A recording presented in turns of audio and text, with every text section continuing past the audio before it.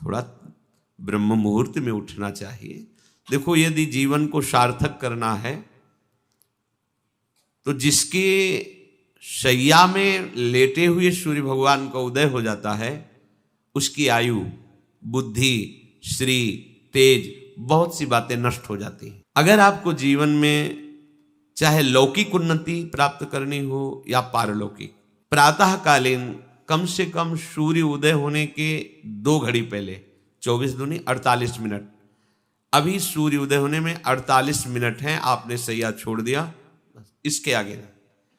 सूर्य उदय होने के 48 मिनट पहले आप सैया से हट जाएं। अगर आप रात्रि में जगे हैं तो सूर्य उदय होने के 48 मिनट बाद फिर आप सो जाएं। लेकिन वो जो बीच का समय, प्रातःकालीन संध्या भुवन भास्कर भगवान पधार रहे हैं, वो आप सो रहे हो, तो आपकी आयु, आपका वैभव, आपकी बुद्धि, ये सब नष्ट होने लगती है, पता नहीं चलता लोगों।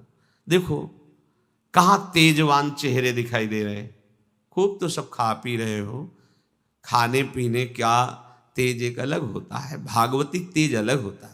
ब्रह्म मुहूर्त में उठे, प्रभु का स्मरण किया, जो 2-4 नाम ही सही, अपने बड़े बुजुर्गों को, गुरुजनों को भावना से प्रणाम किया, और पहली बात शरीर स्वस्थ रखने के लिए गर्म जल किया, हल्का, आधा लीटर से 1 लीटर तक जल पिया, भगवत भाव अर्पित करके, वज्रासन में बैठकर।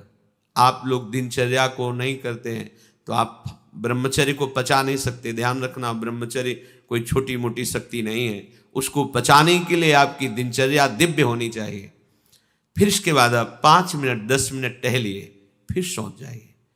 फिर जो शौचाचार की पवित्रता बताई गई उसके अनुसार आप स्नान आदि करके, पवित्र वस्त्र धारण करके, जैसे कोई महान व्यक्ति आ रहा है तो हम उसके आदर के लिए खड़े हो जाते हैं, ऐसे भुवन भास्कर पधार है, हाथ जोड़कर प्रणाम किया, अर्घदान किया, गुरु मंत्र जपा, आदि आदि। अब पड़े हो आप कि हम तो 2-3 बजे तक जगे हैं, ऐसा अगर आप भजन में जगे हैं तो भी सूर्य उदय के समय आप उठ जाइए। आपके गुरु आवे तो क्या आप सोते रहेंगे क्या? तो जगत गुरु हैं भुवन भास्कर, परम ज्ञान स्वरूप हैं, गायत्री छंद रूपी घोड़े हैं इनके रथ के, स्वयं भगवान अरुण देव सारथी हैं, और भगवान पीछे वर्णन किए, मैं ही सूर्य रूप से जगत को प्रकाशित करता हूं और ताप के द्वारा जल को सोख कर मैं ही वर्षा कराता हूं। भगवान का आदर करना। जो सूर्योदय तक सोते हैं उनकी बुद्धि में भागवतिक बातें, अध्यात्म बातें आ जाए, मेरी समझ में नहीं आता। अगर आप थोड़ा भी शरीर स्वस्थ रखना चाहते हैं तो जैसे नियम से भजन वैसे व्यायाम आवश्यक है। सबसे प्रार्थना है, ये दवाइयों के बल पर जीना बंद करो। शरीर में जितनी आवश्यकता जल की है, अगर उतना नहीं जाएगा तो आपकी एसिड बनेगी, फुंसियाँ निकलेंगी, कब्ज बनेगा, कई परेशानी। हम साधकों को कहते हैं, कभी कभी जैसे पूछते हैं कितना जल पिया, वो अभी तो पिया नहीं। अच्छा, ये शरीर है, ये एक गाड़ी है, कोई सच्चिदानंद नहीं है। उचित आहार, उचित जल, व्यायाम के लिए कुछ समय नहीं। और अभी 10 दिन बीमार पड़ोगे, फिर देखो आप कहते हैं समय नहीं है, हमने अपने बीमार स्थिति की दिनचर्या को बताया। शीतधाम की 2 बजे उठना, जो आपको बोल रहे हैं ऐसे ही दिनचर्या करते, और 45 मिनट व्यायाम। इसके बाद तुरंत प्रणाम करके वृंदावन की परिक्रमा, फिर आके श्री जी की मंगला, फिर आके 9 बजे तक गुरुदेव भगवान की सेवा में, फिर वहां से आके श्री जी का श्रृंगार, फिर भिक्षावृत्ति आदि 12-1-2 बजे तक। कोई चाय, कोई पानी, कोई ऐसा कुछ नहीं कि बाल भोग, कुछ नहीं था ही नहीं। जिंदगी में 100 ग्राम दूध नहीं खरीदा कि भाई हमारा दूध बंद, कभी नहीं ऐसा। पर कभी ऐसा महसूस नहीं हुआ कि मैं बहुत कमजोर हूं। ब्रह्मचर्य को पचाने के लिए बहुत शरीर को क्रियाशील होने की आवश्यकता है, या तो प्राणायामों के द्वारा, आसनों के द्वारा। अब ना आसन है, न प्राणायाम है, न व्यायाम है, और फिर क्या, कैसे भावना आपकी भगवत भावना बनेगी? तो एक प्रमाद स्थिति, एक छिन्न भिन्न खिन्न स्वभाव, नहीं बात बनेगी।